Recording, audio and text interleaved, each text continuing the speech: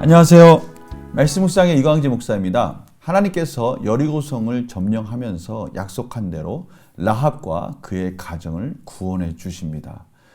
그리고 나서 여리고성을 진멸하고 나서 다시는 그 성을 다시 세우지 말라고 말씀하시면서 다시 세울 때는 하나님께서 그들을 벌하실 거라고 말씀을 하시죠.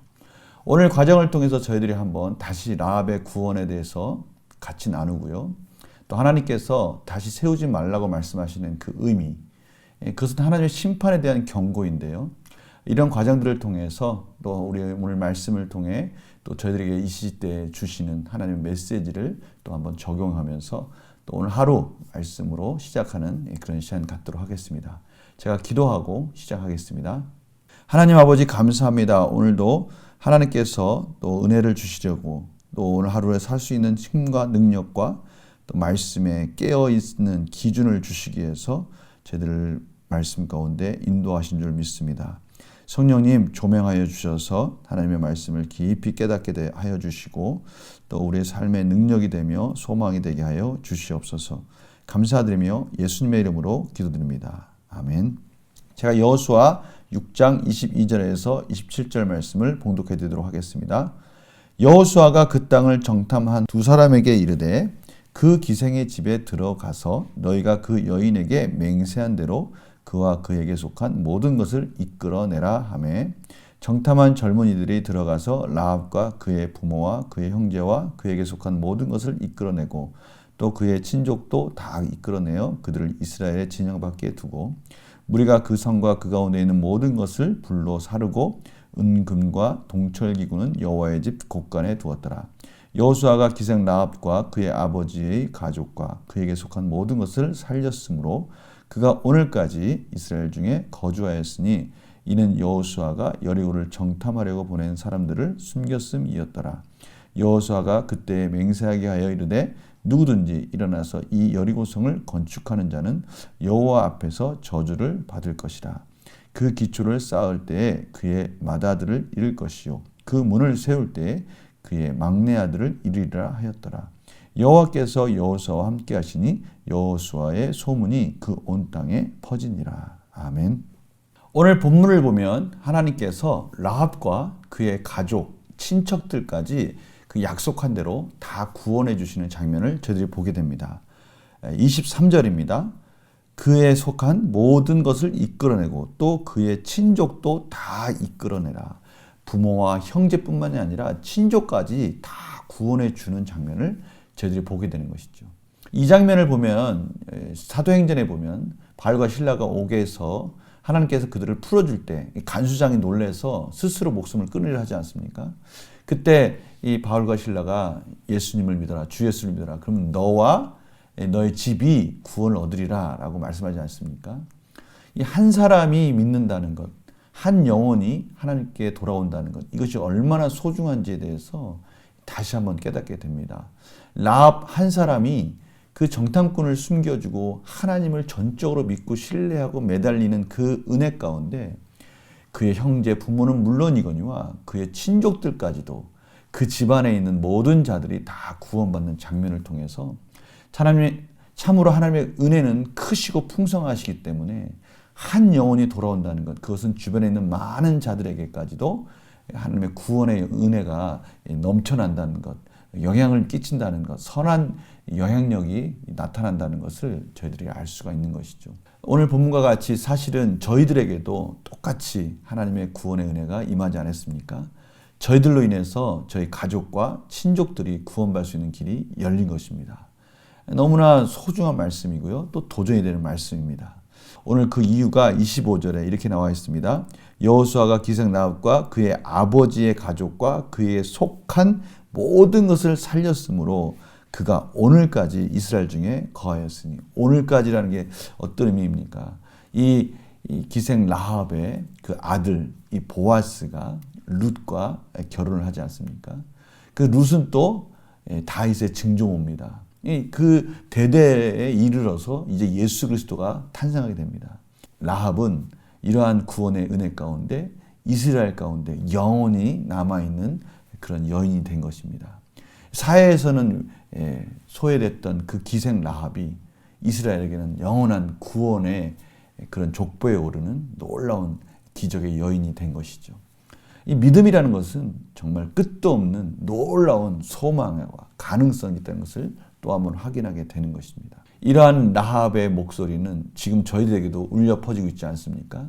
예수 그리스도를 통해서 구원받는 저희들도 사실은 라합의 영향권 안에 라합의 선한 영향력으로 구원을 받은 것입니다. 그러니 라합의 이러한 믿음은 결국 그의 친족뿐만이 아니라 이스라엘 그리고 저희들까지도 하나님 그 선한 영향력이 그 믿음이 미치고 있다는 것을 알 수 있습니다. 이건 나뿐이겠습니까? 사실은 저희들도 마찬가지 아니겠습니까? 저희의 믿음은 놀라운 소망과 가능성과 비전이 있다는 것을 오늘 이 말씀을 통해서 다시 한번 확인할 수 있습니다. 우리 문제를 풀어가면서 더 밑에 있는 또 하나님께서 이 여리고를 다시 건축하지 말라고 저주하시는 이 부분까지도 같이 나누어 보도록 하겠습니다. 여호수아는 여리고성을 정탐한 두 사람에게 무엇을 명령합니까?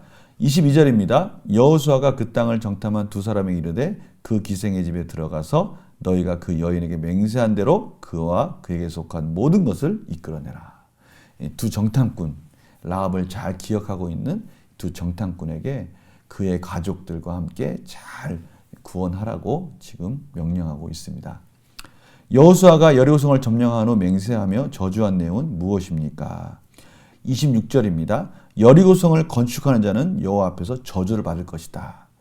그 기초를 쌓을 때는 맏아들이, 그 문을 세울 때는 막내 아들을 이르리라. 오늘 이 성경의 본문의 열왕기상 16장 34절에 그 예언이 그대로 이루어진 걸 알 수 있습니다. 아합 왕 때 여리고성을 건축했던 베델 사람 히엘의 두 아들 아비람과 수굽의 죽음으로 성취되었다라고 밑에 설명에 잘 나타나 있습니다. 열왕기상에 바로 이 부분이 성취된 것을 통해서 저희들은 영과 묵상에 바로 그 부분이 이어지는데요. 같이 보도록 하겠습니다. 여호수아가 여리고성을 제거하는 자는 저주를 받는다고 말한 이유는 무엇입니까? 바로 하나님께서 이렇게 무섭게 여리고성을 다시 재건축하지 말라고 말씀하신 이유는 무엇일까요? 이것은 크게 두 가지 의미를 저희들이 찾을 수 있습니다. 첫 번째는요. 가나안 땅은 죄가 가득한 하나님의 심판의 땅이 된 겁니다. 거기에 첫 관문이 여리고성이지 않습니까? 첫 열매입니다. 그 땅을 하나님께서는 철저하게 헤렘이라고 말씀하셨죠. 진멸하면서 다 하나님께 바쳐진 것이라고 말씀하셨어요. 근데 그것을 다시 재건축한다는 것, 그것은 하나님의 심판에 대한 그것은 무시하는 것이고 가볍게 여기는 거지 않습니까? 두 번째 의미는요. 그 폐허가 된 곳을 바라보면서 이스라엘 백성들은 하나님의 심판이 얼마나 무서운 것이구나 라는 것을 상징적으로 교훈할 수 있기 때문에 하나님께서는 그 성이 다시 재건축되는 것을 허락하지 않으셨습니다. 느낀 점 볼까요? 믿음을 붙든 라합은 구원받지만 죄에 물든 여리고성을 다시 건축하는 자에게는 저주가 임하는 것을 보면 무엇을 느낍니까? 오늘 이 여리고성을 점령할 때 여리고성이 폐허가 되는 그 모습 속에서 이 라합이 가지고 있는 소중함을 다시 부각시키고 있습니다. 라합은 구원받았지만 그 여리고성을 다시 건축한 자들은 저주가 임할 것이다. 이러한 대조를 통해서 하나님은 죄에 대해서 다시 저희들에게 경고하고 있습니다. 저희들이 가야 될 길이 무엇인가? 이 세상에서 무엇을 바라보고 갈 것인가? 이 세상은 어떠한 기준을 가지고 움직이고 있는가? 물질도 아니고요. 정치도 아니고요. 재물도 아니고요. 여러 가지 사회적 흐름도 아닙니다. 사상도 아닙니다. 하나님의 심판의 메시지를 통해서 그 역사가 흘러가고 있다는 것을 말씀하시면서 라합이 될 것인가? 아니면 여전히 죄 가운데 거할 것인가를 다시 한번 저희들에게 도전하고 있는 것입니다. 이 느낀 점은요, 저희들의 과거를 돌아보면서 또 저희들의 삶을 돌아보는 그러한 시간이지 않습니까? 오늘 이런 부분을 한번 같이 고민해 봤으면 좋겠어요. 지금 하나님께서는 이 가나안을 심판하시고 가나안 땅을 정복하는 것이 전쟁이 아니라고 말씀하는 거예요. 지금 전쟁이라는 건 무슨 뜻입니까? 한 나라와 한 나라가 전쟁을 통해서 정복하고 이런 차원이 아니라고 분명히 말씀하시는 거예요. 죄 가운데 그 죄가 가득 찬 것을 하나님의 심판함으로 인해서 그 가나안 땅을 하나님의 나라로 세워가는 그런 패러다임의 변화가 일어나고 있다는 것을 지금 말씀하시는 것이죠. 그러니 이 기준을 가지고 라합이 될 것인가, 다시 그 무너진 여리고성을 건축하는 저주가 임하는 자가 될 것인가 라는 그 부분에 대해서 저희들이 생각해 봐야 된다는 거죠. 그럼 이러한 관점을 가지고 저희들의 삶을 돌아볼 때 한번 제가 질문을 드려보고 싶습니다. 성도님들의 이 사고와 생각에 큰 변환과 전환점이 있었다면 어떤 일들이 있을 때 그런 일들이 있었느냐라는 것이죠. 그런 관점들을 볼 때 저희들은 흔히 이렇게 생각할 수 있습니다. 내가 사업에 실패했을 때, 또 우리 자녀들이 힘들고 어려웠을 때, 또 여러 가지 가정에 문제가 있었을 때, 이런 여러 가지 관점들이 있을 겁니다. 그런데요, 사실은 그러한 사건과 그런 여러 가지 일들이 저희들을 변화시킨 것이 아니라 지금 이 자리까지 인도하신 것은 그러한 일들을 통해서 저희들의 삶 속에서 있었던 죄된 모습들을 돌아보게 만드셨고요. 예수 그리스도의 십자가를 바라보도록 인도하셨고요. 또 그러한 과정들을 통해서 저희들의 믿음을 성숙시켜 주시면서 그러한 생각과 그런 마음의 변화 속에서 이 자리까지 인도하셨다는 것을 알 수가 있어요. 여러 가지 세상의 변화와 변화 속에서 살고 있지만 가장 중요한 것은 내가 이러한 삶 속의 변화 속에서 나의 믿음이 어떻게 성장하고 있고 어떠한 변화 속에 어떻게 하나님께 더 가까이 가고 있는가, 이 부분을 저희들이 놓치면 안 된다는 것이죠. 결단과 적용을 볼까요? 내가 하나님보다 더욱 믿고 따르는 것이 있다면 무엇입니까? 어떤 상황에서도 하나님만 의지하며 라합과 같은 믿음을 소유하기 위해 무엇을 결단하겠습니까? 바로 라합과 같은 믿음입니다. 라합과 같은 믿음. 우리의 삶 속에 여러 가지 변화가 있습니다. 그런데 그런 것들이 우리의 삶을 살고 죽이고 또 여러 가지 변화를 일으키는 핵심이 아닙니다. 그런 상황 속에서 우리의 믿음이 어떻게 반응하는가, 그것이 중요하다는 것이죠.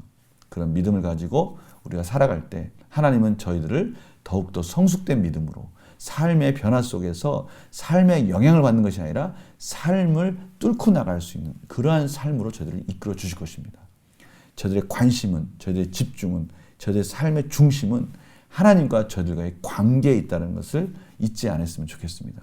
저희들의 역사를 바라보는 것, 또 이 삶을 다 바라보는 것, 저희 공동체를 바라보는 것, 여러 가지 것들이 영향을 끼치는 것 같지만 가장 중요한 것은 우리 자신 안에 있는 믿음이 어떻게 그것들을 반응하고 있고 하나님 앞에 어떻게 간구하며 기도하고 있는가, 그것이 저희들의 삶을 이끌어주는 가장 중심이 되는 핵심 내용이라는 것을 저희들이 오늘 다시 한번 깨닫게 되는 것이죠. 저희들 영적인 시각으로 이 시대를 바라보고요, 저희 공동체를 바라보고요, 저희 삶을 바라보고요, 저희의 사업과 또 처소에 있는 여러 가지 문제들을 바라봄으로 인해서 하나님 안에서 믿음으로 승리하는 우리의 삶을 성숙시키는 그런 과정으로 저희들이 여겼으면 합니다. 기도하고 마치겠습니다. 하나님, 저희들의 판단의 기준이 자칫 세상적 기준과 물질과 정치와 경제와 여러 가지 커다란 여리고성의 그러한 모습들 같이 보일 수 있습니다. 그러나 저희들의 분명한 기준은 죄에 대한 것이고 믿음에 관한 것이라는 것을 다시 한번 가르쳐 주셨습니다. 하나님, 저희들이 이런 영적 시각을 가지고 하나님 나라의 관점을 가지고 저희들 주변을 바라보게 하시고 세상을 보게 하여 주시옵소서. 세상을 이끄신 분은 하나님이시고 그 패러다임의 변화는 죄에 대한 것이고 은혜에 관한 것이고 믿음에 관한 것이라는 것을 다시 한번 깨닫는 영적 시각을 허락하여 주시옵소서. 감사드리며 예수님의 이름으로 기도드립니다. 아멘. 그렇습니다. 오늘 저희들이 삶을 살아가면서 이 영적인 시각을 가지고요, 죄에 대해서, 믿음에 대해서 하나님의 삶을 어떻게 변화시키면서 그 구원을 완성해 가시는지 그런 관점으로 볼 수 있는 영적인 시각을 넓히는 그런 복된 하루가 되기를 간절히 축원합니다. 내일 또 뵙겠습니다. 안녕히 계세요.